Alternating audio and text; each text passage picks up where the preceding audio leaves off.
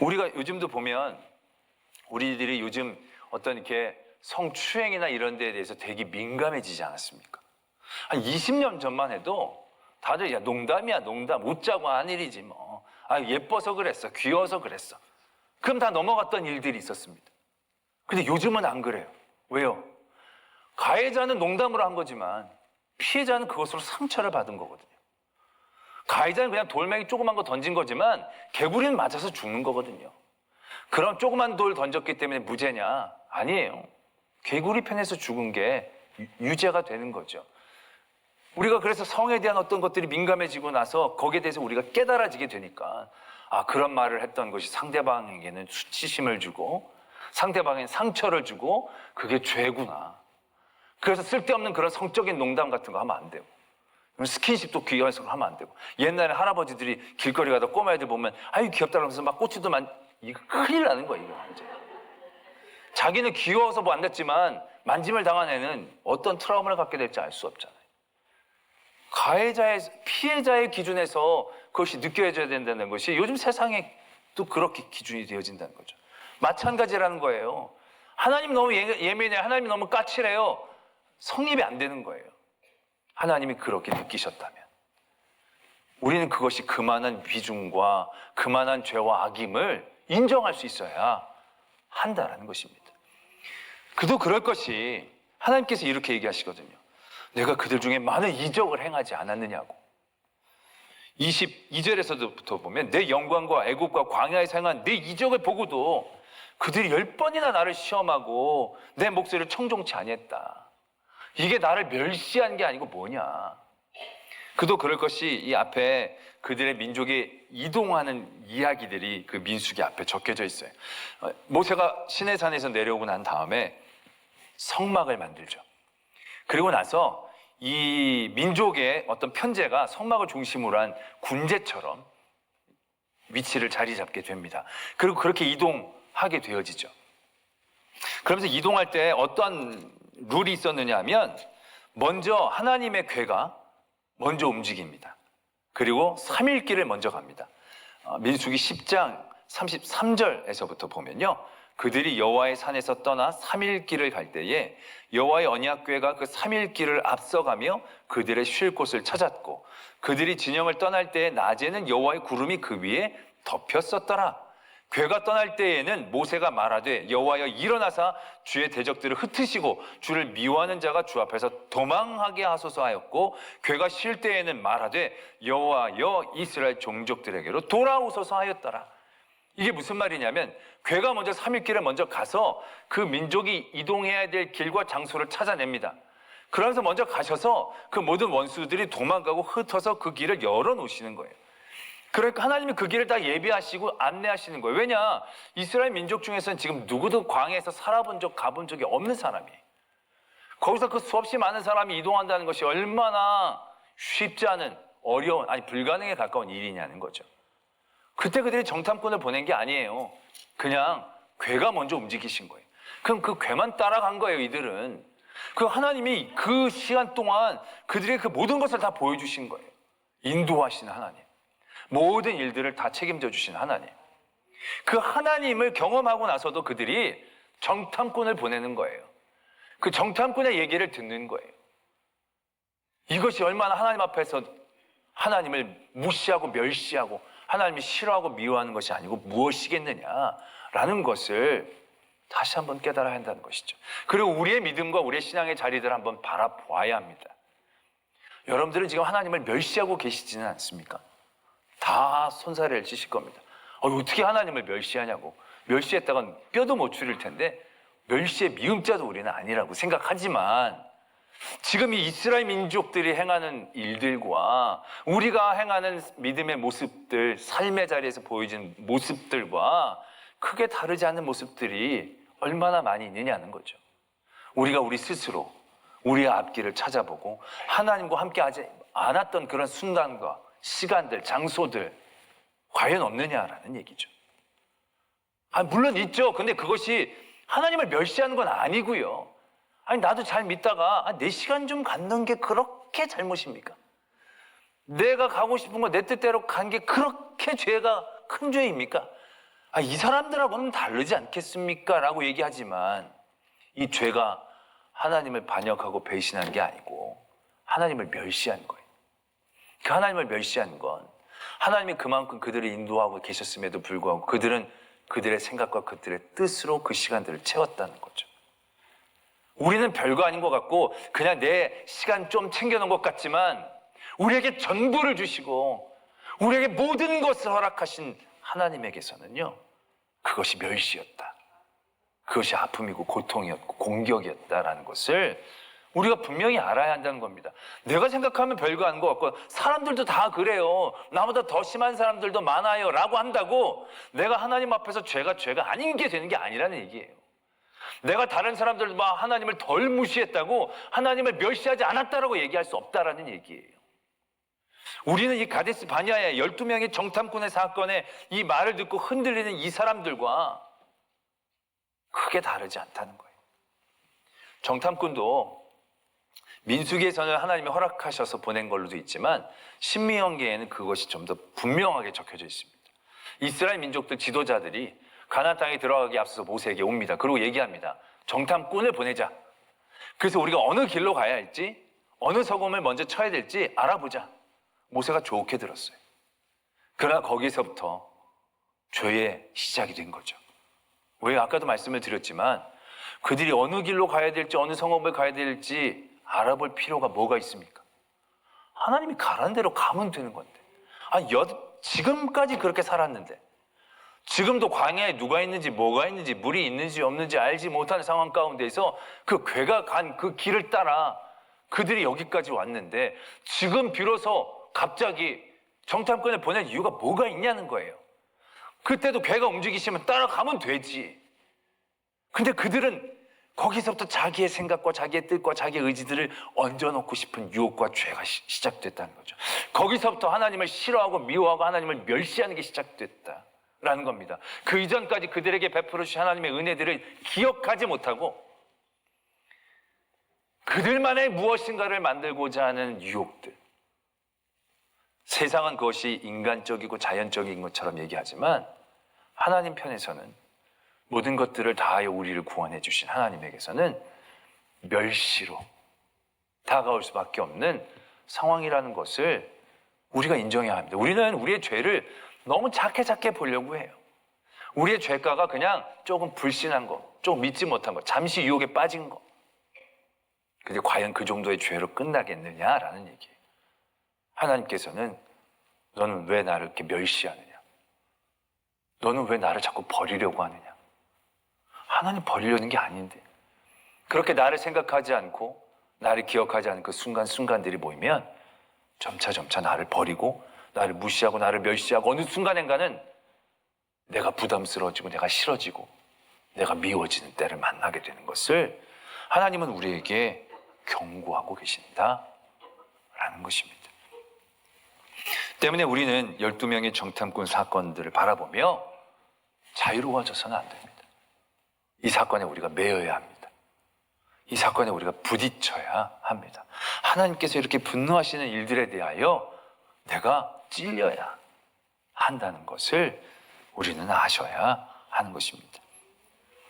그러면서 우리가 또한 그렇다면 우리가 그런 하나님을 멸시하는 이런 죄, 12명의 정탐꾼의 이 죄 가운데에서 우리가 다시금 벗어나고 이 유혹을, 이 죄의 미혹을 벗어날 수 있는 길이 무엇일까? 모습이 무엇일까? 하나님은 갈렙을 통하여 말씀하고 계십니다. 아까도 말씀을 드렸지만 정탐꾼을 보내려고 하는 시도부터가 굉장히 위험한 시도였다라는 겁니다. 근데 하나님 그걸 허락해 주셨어요. 왜? 12명의 정탐꾼이 가서 10명은 다 미혹됐어요. 10명은 다 자기가 보이는 그대로 세상적인 기준 그대로 얘기한 거예요. 그런데 거기에서 2명은 달랐다는 거죠. 2명 여호수아와 갈렙은 하나님을 온전히 쫓은 모습을 우리에게 보여줬다는 거죠. 그리고 하나님은 그 정탐꾼을 보내시면서 우리의 죄와 미혹됨을 보여주신과 동시에 그것에서 우리가 벗어날 수 있는 그 길의 모델을 우리에게 보여주시기 위해 정탐꾼을 보내주셨다는 생각들을 해보게 된다는 거죠. 금송아지 사건 가운데서도요, 하나님은 레위인을 그들의 편에 서게 하십니다. 그 레위인들을 통하여 이 금송아지 사건 가운데서 우리가 어떻게 벗어날 수 있는지를 선명하게 보여주시듯이 이 하나님을 멸시하는 이 죄, 하나님의 여러 가지 것들을 기억하지 못하고 내 뜻, 내 생각, 내가 보는 대로 내가 미혹되어지는 그 죄에 대해서 벗어날 수 있는 그 모습을 갈렙을 통해 말씀하고 계신다라는 얘기죠. 그 모습이 무엇입니까? 말씀은 이렇게 얘기하고 계세요. 갈렙은 그 마음이 그들과 달라서 나를 온전히 따랐은즉, 온전히 따랐다. 이렇게 말씀하고 계신다는 거죠. 온전히 따랐다는 건 우리들에게 여간 부담스러운 말씀이 아닐 겁니다. 그러나 여기서 하나님께서 이 갈렙이 온전히 따랐다라고 얘기했을 때에 굉장히 분명하고 대표적인 모습이 있습니다. 그들과 상반된 차이를 나타내는 모습이 있습니다. 그건 어떤 행동이나 모습 그 이전에 있는 것입니다. 그게 바로 무엇이냐면요, 시각입니다. 시각. 똑같은 사건을 바라보면서 해석하는 시각, 그걸 하나님은 갈렙을 통해 보여주고 계신다는 거죠. 정탐꾼들이 돌아와서 보고를 합니다. 보고를 하는데 정말 젖과 꿀이 흐르고 좋은 땅입니다. 그런데 곳곳에 사람들이 다 살아요. 산에, 해변가에, 평야에 사람들이 꽉 차 있어요. 근데 그 사람들이요, 굉장히 커요. 강해요. 싸움은 상대가 되지 않을 것 같아요. 그러면서 그들이 뭐라고 얘기하느냐면 그들 앞에 우리는 메뚜기 같았습니다. 이렇게 얘기하는 거죠. 보는 그대로 본 거예요. 그리고 두려워한 거예요. 그 사람들이 크고 성읍도 오래되고 오랜 어떤 문화들을 가지고 있는 그들이 굉장히 강력해 보이는 거죠. 그러니까 자신들이 그들 앞에 메뚜기처럼 보이는 거예요. 어떻게 보면 그것이 사실일 수 있습니다. 그런데 갈렙은 그걸 어떻게 해석하고 있느냐? 갈렙이 회중에게 얘기합니다. 14장에서부터 보면 9절에 다만 여호와를 거역하지는 말라. 또 그 땅 백성들을 두려워하지 말라. 그들은 우리의 먹이라. 이렇게 적고 있다라는 것입니다. 10명의 정탐꾼들은 그 땅은 좋은데 사람들이 많고 그래서 나중에 뭐라고 하면 그 땅은 거주민을 삼키는 땅이다.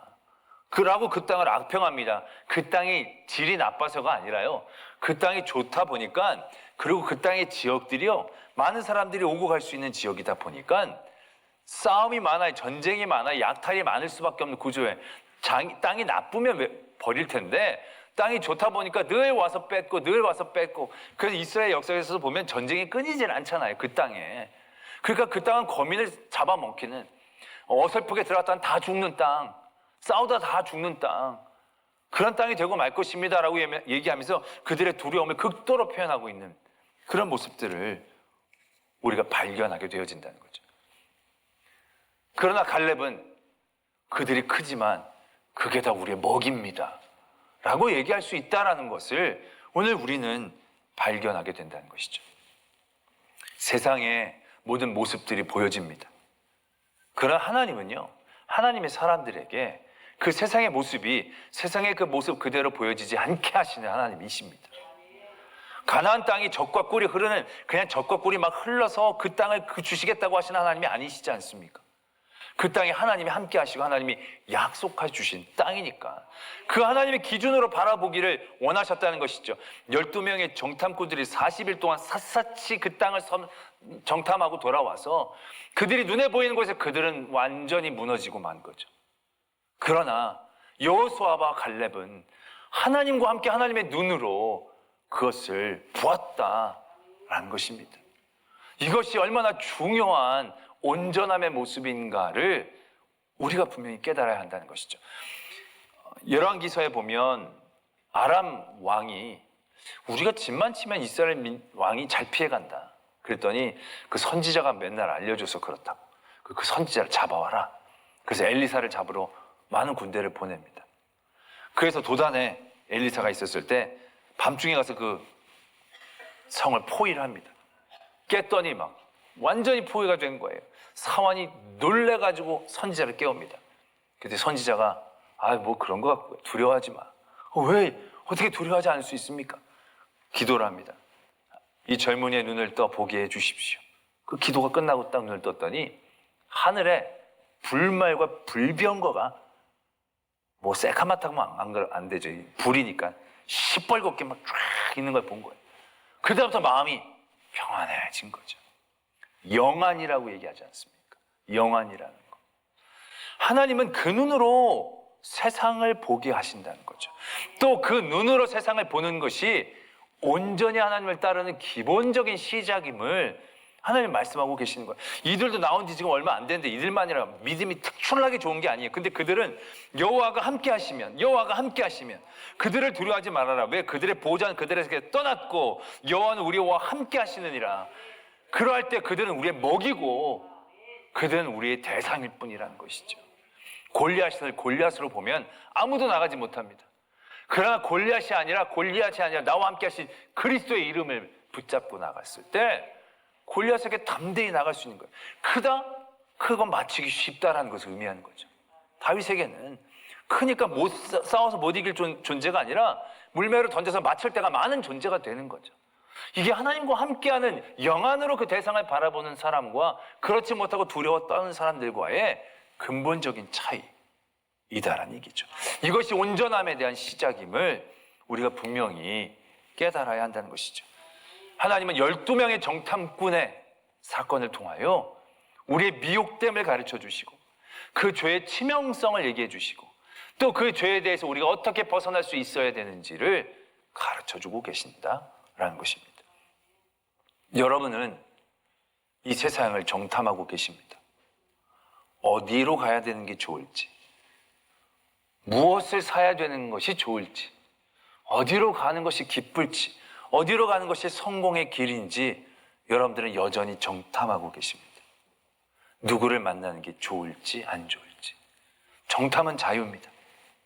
그러나 중요한 건 정탐을 어떠한 마음으로 바라보느냐, 그것은 엄청난 차이를 만들어낸다라는 것입니다. 세상에 보이는 그대로 보면 여러분들은 한 발짝도 나가기 어려울 것입니다. 우리가 어디로 갑니까? 성은 다 큰데 빼곡하게 사람들이 다 차 있는데 여기 가도 적, 여기 가도 적, 여기 가도 대적이고 여기 가도 다 나를 득달할 사람들밖에 안 보이는데 어디를 갑니까? 아무 데도 못 갈 겁니다. 아무것도 하지 못할 겁니다. 아니면 아무 데나 갈 겁니다. 왜? 저기 좋아 보이네. 저기 물이 풍성해 보이네. 저기 풀이 많아 보이네. 그럼 그냥 보이는 것만 보고 불나방처럼 소돔과 고모라 땅으로 쫓아가는 롯처럼 우리는 행동하고 말 것입니다. 쭉 돌아보고는 여기가 에덴 동산이네. 그럼 우리는 아무 데나 가게 되어지는 어리석은 자가 되어버리고 말 것이다 라는 것입니다. 그러나 하나님 오늘 이 12명의 정탐꾼을 통해서 우리가 어떻게 그것을 바라봐야 하는지를 분명하게 얘기하고 계신다는 거죠. 그리스도와 함께 하지 않으면 그곳은 에덴 동산이 될 수가 없습니다. 아무리 세상에 금은보화가 많고 물과 풀이 많아도 하나님이 기뻐하시지 않는 땅은 저주받은 땅입니다. 하나님이 함께 하시면 풀 한 폭이 없고 물 한 방울 나지 않는 쪽이지만 그곳이 복된 땅이 되어진다라는 것입니다. 하나님이 함께 하시면 내 곁에 아무도 없어도 두려워하지 않을 수 있다는 거죠. 담대히 나아갈 수 있다는 것입니다. 그러나 하나님이 함께 하시지 않으면 10,000,000인이 나와 함께 있어도 한 발자국도 나갈 수 없을 것입니다. 여러분들의 삶의 자리에서 봅니다. 듣습니다. 여러 상황들에 대한 정보를 얻습니다. 그 정보들 앞에 메뚜기가 되지 마십시오. 그 정보들을 다 씹어 먹으십시오. 두려워하지 마십시오. 여호와가 나와 함께 하신다면 내가 여기 있어도 공기만 마실지라도 나는 승리하는 것입니다. 하나님은 갈렙과 여호수아를 통해 그 땅을 가는 사람의 온전한 마음의 시작을 우리에게 가르쳐 주십니다. 지금 바이러스 때문에 얼마나 많이 두려워합니까? 백신을 맞느니 안 맞느니 얼마나 고민이 많습니까? 여러분 맞고 죽은 사람 얘기를 들을 때마다 절대로 못 맞겠네 라는 생각 들지 않습니까? 여기 가도 걸리고 저기 가도 들린다는 얘기 들으면 정말 아무 데도 나갈 수가 없지 않습니까? 그 바이러스를 우리가 어떻게 다 피합니까? 세상의 정보와 세상의 사실이라고 얘기하는 것에 우리의 마음을 빼앗겨서는 안 됩니다. 하나님이 함께 하시면 우린 그곳에 가야 합니다. 그곳은 나를 해치는 땅이 아니라 내가 개척해야 될 땅인 것이죠. 이 바이러스는 내가 피하고 숨어야 될 땅이 아니라 이 바이러스를 내가 씹어먹으면서 영적으로 성숙할 도전의 시간이 되어질 수 있어야 한다는 것이라는 것입니다. 내가 초라하고 작게 여겨지는 것이 아니라 내가 그걸 먹이 삼아서 메뚜기 앞에 있는 큰 떡잎과 같이 내가 그냥 다 갉아먹어서 내가 성충이 되어지는 그러한 상황과 환경들을 받아들일 수 있는 그런 믿음의 중심들을 오늘 하나님은 원하고 계신다라는 것입니다. 예수님께 사탄이 세상의 모든 것들을 다 보여줍니다. 절 한 번만 하면 다 갖는다. 얼마나 손쉽고 빠른 길이겠습니까? 눈에 보이는 거니까요. 그러나 예수님은 분명하셨습니다. 보이지 아니하신 하나님, 그러나 모든 곳에 계신 하나님, 어느 편에 서야 할 것인지 예수님은 단호하게 선택하실 수 있었다라는 것입니다. 많은 사람들이 죽음의 공포 앞에서도 스테반 집사님, 많은 사람들이 스테반 집사님을 죽이려는 그 상황 가운데에서도 하늘이 열리면서 하나님 옆에 계신 인자를 바라봅니다. 그거 얘기하면 바로 죽을 수도 있는데 주저하지 않습니다. 하늘에 계신 인자를 봅니다. 날라오는 돌을 두려워하지 않고 보는 것을 본 대로, 보이는 자기를 위협하는 사람을 보는 게 아니라 하나님을 바라보며 하나님이 보여주신 그 본대로 담대하게 나가는, 스테반 집사님이 일찍 죽어서 사람들에게 맞아 죽어서 실패하고 패배한 이 사람입니까? 우리는 그분의 죽음을 승리라고 얘기하지 않습니까? 그러한 담대함 가운데 하나님의 편에서 하나님의 시각으로, 영적인 눈으로 우리에게 보고 우리가 정탐한 모든 것들을 바르게 해석할 수 있고, 그래서 그 은혜를 본 그대로 누릴 수 있는 저와 여러분들이 되어지기를 도전합니다. 말씀을 생각하며 함께 기도하겠습니다. 여러분들은 어떠한 정탐꾼에 가깝습니까? 여러분들이 눈에 보이는 것 때문에 절망하고 좌절하고 밤새 우는 백성처럼 있지는 않으십니까? 우리에게 보여주시는 그 모든 땅은 세상적으로 쉽지 않은 땅입니다. 그러나 그런 땅을 우리에게 주신 하나님, 그런 땅에서 더 깊이 하나님을 깨닫고 경험하고 여리고성을 만나고, 그래서 더 깊이 하나님을 사랑하는 은혜를 주시는 하나님의 계획과 섭리임을 우리가 깨달아야 한다는 것입니다. 하나님의 편에 서서 지금까지 우리에게 주신 하나님을 다시 한번 깨닫고 기억하고 붙잡고 신뢰함으로 하나님을 멸시하지 마시고 하나님을 더욱더 온전히 따라가며 은혜로 누릴 수 있는 저희들 되기를 원합니다.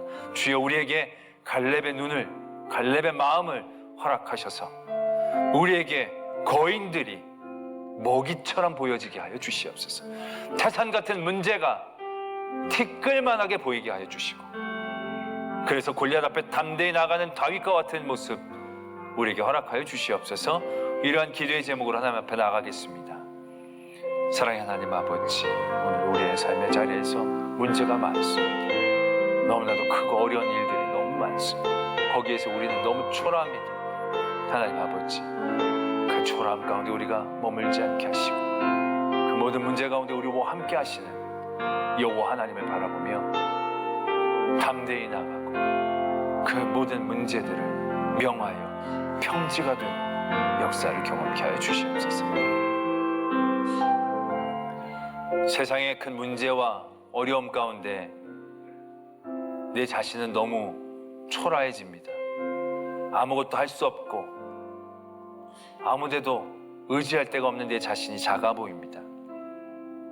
그러나 문제 앞에 나는 작지만 내가 하나님과 함께 할 때 하나님 앞에 그 문제는 아무것도 아님을 깨닫게 하여 주시고, 그 하나님과 동행함으로 나를 억누르는 태산 같은 문제가 아니라 내 먹잇감이 되어지는 하나님의 은혜의 자리로 도전하며 나갈 수 있는 저희들 되게 하여 주시옵소서. 믿사오며 예수 그리스도의 이름으로 기도드립니다. 아멘.